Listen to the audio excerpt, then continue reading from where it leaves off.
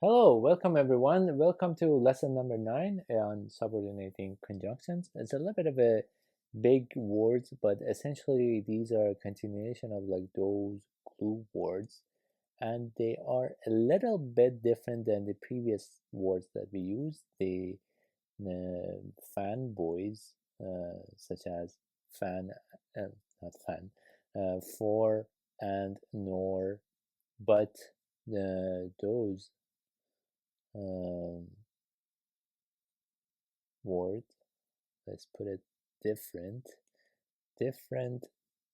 than fanboys words, um, and but they are essentially doing the same thing, and meaning they're gluing two clauses into one sentence. The difference here is, um, for some reason we consider these subordinating conjunctions words such as because um, as part of the clause. So for example, because it was raining, it's considered one clause, and because of that, this is an independent, dependent clause, because it's not a, in the meaning, it's not full. No one comes to you and says because it was raining. You're expecting more context.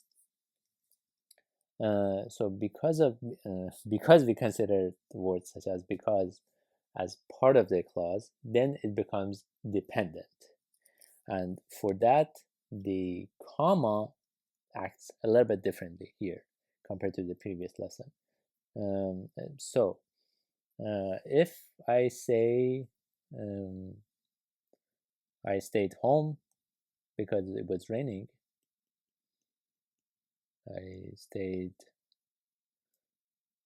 home because it was raining, I don't need to put a comma here. This because right here sort of acts as a comma, and it's a smooth transition, or it's considered a smooth transition.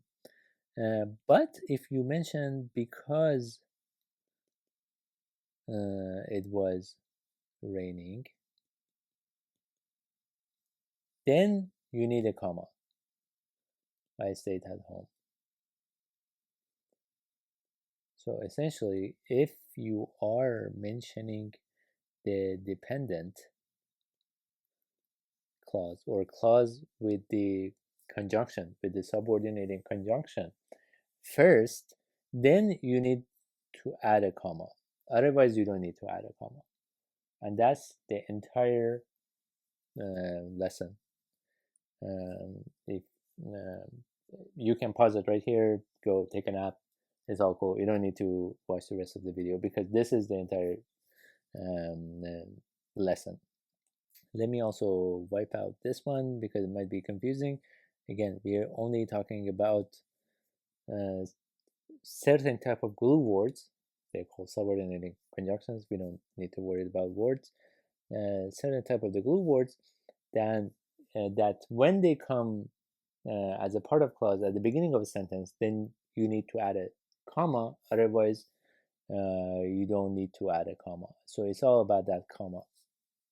So what are these glue words? Let's see some examples. So there are different contexts that you can use these. These words exist. So for example, for cause and effect, there are because, since, as, so that. In the contrast, there's although, even though, whereas, while. In the time, when, while, after. In the condition, if, unless, as long as, and so on and so forth. So you can see that there is similarities between these words and the transition words that at the beginning of these series we talked about. And transition words are when we are connecting two sentences. So transition words, so for example, and there are commonalities between between these two. So for example, although both can connect both sentences and clauses. But in terms of like making it more clear, in terms so the grammatically makes more sense to you, transition words that we talked earlier in the lessons, those are glue between sentences. So the comma structure looked a little bit different. Maybe we have a sort of a lesson on this all type of commas that comes in English writing to make it more clear. But here, these conjunctions are glue between clauses.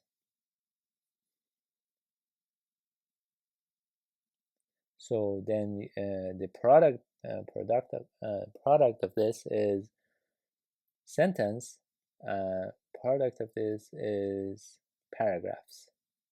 So just wanted to make it clear the difference between these two. Grammatically, a lot of times they're the same words, such as although or however.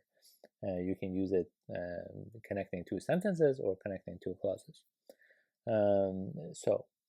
Let's write a few examples and then we can finish the lesson here. So what are some examples? So you can write, I will call you after I finish my writing course. Or the same sentence, same meaning, after I finish my writing course, comma, I will call you. So this comma is super, super important. Just pay attention to that. Or you can use, instead of this after, you can go, this is in the context of time, you can exchange it with if. So you can also use if here. Means different thing, but you can totally use it. Or when here, you can use when as well. So what let's go one more example and then we can finish the lesson right there. So for example, although I was tired, comma, I still finished my workout. And you can say I still finished my workout although I was tired. No comma needed. And that's it. That's the lesson for today. So make sure you practice for these words, simple sentences you can build, and also you can build sentences around topics that comes very commonly in the IELTS academic grading, such as urban planning or environmental change or culture. So you can come up, for example, examples for those kind of topics.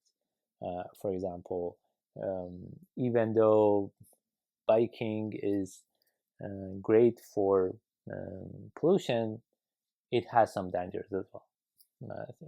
Sentences like this is very common to use for your academic grading.